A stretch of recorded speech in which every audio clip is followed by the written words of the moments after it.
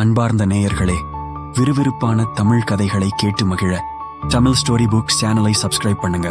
அறிவு கதைகள். ஆதி புத்திசாலிகள். முன்னொரு காலத்தில் ஒரு ஊரில் வாழும் மக்கள் இந்த உலகத்திலேயே தாங்கள்தான் பெரிய அறிவாளிகள் என்று நினைத்துக் கொண்டிருந்தனர்.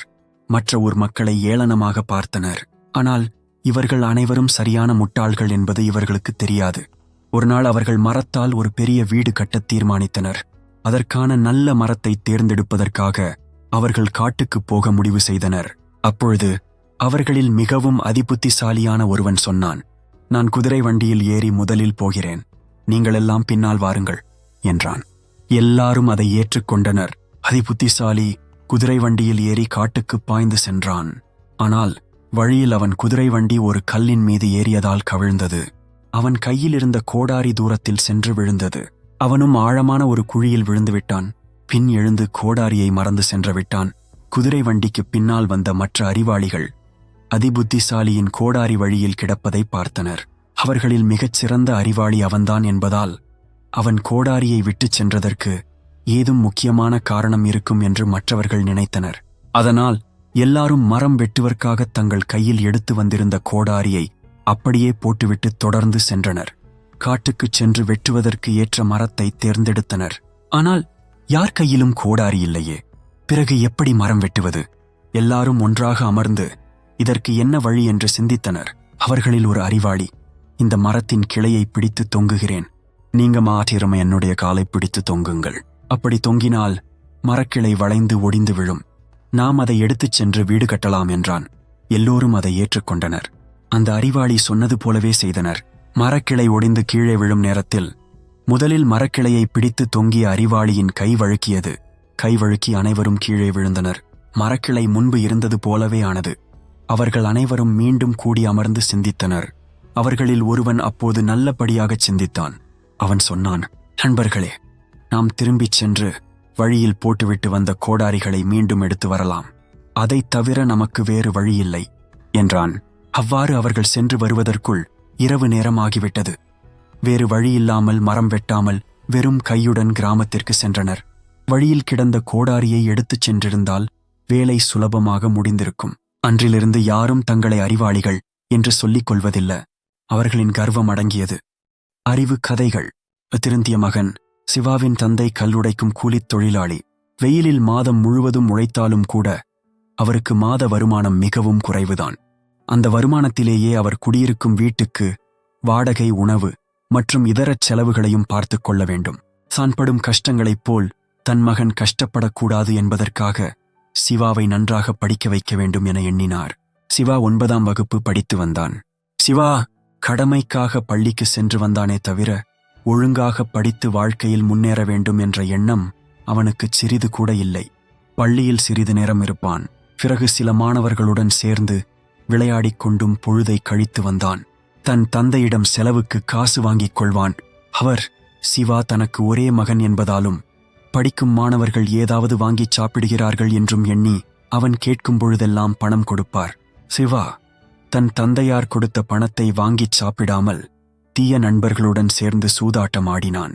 மற்றவர்கள் அவன் கெட்டவன் என வெறுத்து ஒதுக்கும்படி அவனுடைய செயல்கள் இருந்தன. அவனுடைய வகுப்பாசிரியர் அவனுடைய நடவடிக்கைகள் சரியில்லை என்று கண்டித்தார். பிறகு அவனுடைய அப்பாவிடம் அவனை கண்டித்து வளர்க்குமாறும் சொன்னார். ஆனால் இவற்றால் எந்த பயனும் ஏற்படவில்லை. சிவாவின் தந்தையார் அவனுடைய செயல்களால் பெரிதும் மனம் வருந்தினார். ஒரு நாள் காவல்துறையினர் 10 பேரை சாலையில் அடித்து உதைத்தபடி இழுத்துச் சென்று கொண்டிருந்தனர். இதை பார்த்த சிவா கூடியிருந்தவர்களிடம், அவர்களை ஏன் காவல்துறையினர் அடிக்கிறார்கள் என்று கேட்டான். அவர்கள் சூதாட்டம் ஆடிக்கொண்டிருந்தவர்கள் என்று கூறினர். பல நாட்களாக அவர்கள் அகப்படவில்லை என்றும் இன்று வகையாக அகப்பட்டுக் கொண்டார்கள் என்றும் அவர்கள் அவனிடம் கூறினர். அதை கேட்டதும் சிவாவிற்கு கை கால்கள் உதறல் எடுத்தது. மற்றவர்கள் வெறுக்கும்படி நடந்தால் இப்படித்தான் உதைப்பட வேண்டும் போலிருக்கிறது என்று எண்ணி அன்றிலிருந்து திருந்திவிட்டான். அன்றிலிருந்து தீய நண்பர்களுடன் சேராமல், தந்தையிடம் பணம் வாங்காமல் பள்ளிக்கு ஒழுங்காக சென்று பாடங்களை நன்றாக படித்து வந்தான். தன் மகன் சிவா திருந்தியதைக் கண்டு அவன் தந்தை மிகவும் மகிழ்ச்சியடைந்தார். அறிவு கதைகள். நான் தான் அழகி. ஒரு சிறிய கிராமம் ஒன்றில் சந்திரன் என்ற தச்சன் வாழ்ந்து வந்தான். அவனது மனைவியின் பெயர் ஊர்வசி. சந்திரன் ஏழையாக இருந்தாலும் சிறந்த உழைப்பாளி. அவன் அவ்வப்போது அருகிலுள்ள காட்டிற்குச் சென்று நன்கு விளைந்த மரங்களை வெட்டி வருவான். அம்மரங்களில் அழகான மேசை, நாற்காலி போன்றவற்றை உருவாக்கி அருகிலுள்ள ஊர்களுக்கு எடுத்து சென்று விற்று வருவான். சந்திரன் மிக எளிமையான மனிதனாக இருந்தாலும் அவனது மனைவி ஊர்வசி அவனுக்கு எதிர்மாறாக இருந்தாள். அவள் வீட்டு வேலைகளை கூட சரியாக கவனிக்க மாட்டாள். எப்போதும் முகம் பார்க்கும் கண்ணாடி முன்னே அமர்ந்து தன்னை அலங்கரித்துக் கொண்டிருப்பாள். தன்னை எல்லோரும் அழகி என்று அழைக்க வேண்டும் என்ற எண்ணம் கொண்டவள் அவள். ஒரு நாள் வழக்கம்போல் சந்திரன் காட்டிற்கு மரம் வெட்டச் சென்றான். அவனது உழைப்பை அறிந்த வனதேவதை அவன் முன்னே தோன்றி, மகனே, நீ இத்தனை காலம் உழைத்து வருவதை நான் அறிவேன். நான் உனக்கும் உன் மனைவிக்கும் 3 வரங்கள் தருகிறேன். இவ்விடத்தின் மூலம் நீ உன் வாழ்க்கைக்கு தேவையானவற்றை பெற்றுக்கொள்ளலாம். 3 முறை மட்டுமே நீ சொல்வது பலிக்கும் என்று கூறிவிட்டு மறைந்தது. வரம் பெற்ற சந்திரனிற்கு மகிழ்ச்சி தாழவில்லை. அவன் அவ்வரங்களின் மூலம் தன் வாழ்க்கைக்கு தேவையானவற்றை பெற நினைத்தான். இருப்பினும் தன் மனைவியின் ஆலோசனைகளை கேட்கலாம் என்று நினைத்து நேராக தன் வீட்டிற்கு ஓடினான். வீட்டிற்குச் சென்ற சந்திரன் தன் மனைவி ஊர்வசியிடம்தான் வரம் பெற்ற செய்தியை மகிழ்ச்சியுடன் கூறினான். பிறகு என்னென்ன கேட்கலாம் என்று ஆலோசனையும் கேட்டான். ஊர்வசி அலங்கார விரும்பி அல்லவா? அவள் உடனே, முதல் வரமாக நான் இந்த நாட்டிலேயே மிகச்சிறந்த அழகியாக மாறுவதற்கான வரம் கேட்கப் போகிறேன் என்று கூறினாள். சந்திரனிற்கு தன் மனைவியின் யோசனை பிடிக்கவில்லை. வேண்டாம் ஊர்வசி, நாம் நம் வாழ்நாளுக்கு தேவையான செல்வங்களை கேட்கலாம் என்று கூறினான். ஊர்வசி கணவனின் யோசனையை ஏற்றுக்கொள்ளவில்லை. அவள் தன் விருப்பத்திலேயே பிடிவாதமாக இருந்தாள். அவள், நான் இந்நாட்டின் மிகச்சிறந்த அழகியாக மாற வேண்டும் என்று வேண்டிக் கொண்டாள். மறுநிமிடமே அவள் மிகச்சிறந்த அழகியாக உருமாறினாள். ஊர்வசியின் செய்கை சந்திரனிற்கு கோபத்தை வரவழைத்தது. ஊர்வசி, உனக்கு அறிவில்லையா? ஒரு வரத்தை வீணாக்கிவிட்டாயே என்று அவளை திட்டினான். கணவன் தன்னை திட்டியதை கேட்ட ஊர்வசிக்கு கோபம் வந்தது. அவள் சந்திரனிடம், இனி நான் இங்கு இருக்க மாட்டேன். நான் என் தாய் தந்தையுடன் சென்று வசிக்கப் போகிறேன் என்று சொல்லிவிட்டு புறப்பட்டுச் சென்றாள். தன் மனைவி தன்னை விட்டுச் செல்வதைக் கண்ட சந்திரனிற்கு மனதில் வருத்தம் தோன்றியது. அவன் தன் மனைவியை சமாதானம் செய்ய அவள் பின்னாலேயே சென்றான். ஆனால் அவளோ கனவின் பேச்சை கேட்காமல் தாய் வீடு இருக்கும் அடுத்த ஊரை நோக்கி நடை போட்டாள். அவ்வேளையில் அந்நாட்டு அரசன் தன் பரிவாரங்களுடன் யானை மீது அவ்வழியே வந்து கொண்டிருந்தார். அரசர் அவ்வழியே சென்ற ஊர்வசியை கண்டார். அந்நாட்டில் அவளைப் போல ஒரு அழகியை கண்டதே இல்லை. எனவே அரசருக்கு ஊர்வசியை திருமணம் செய்து கொள்ள வேண்டும் என்ற எண்ணம் உருவானது.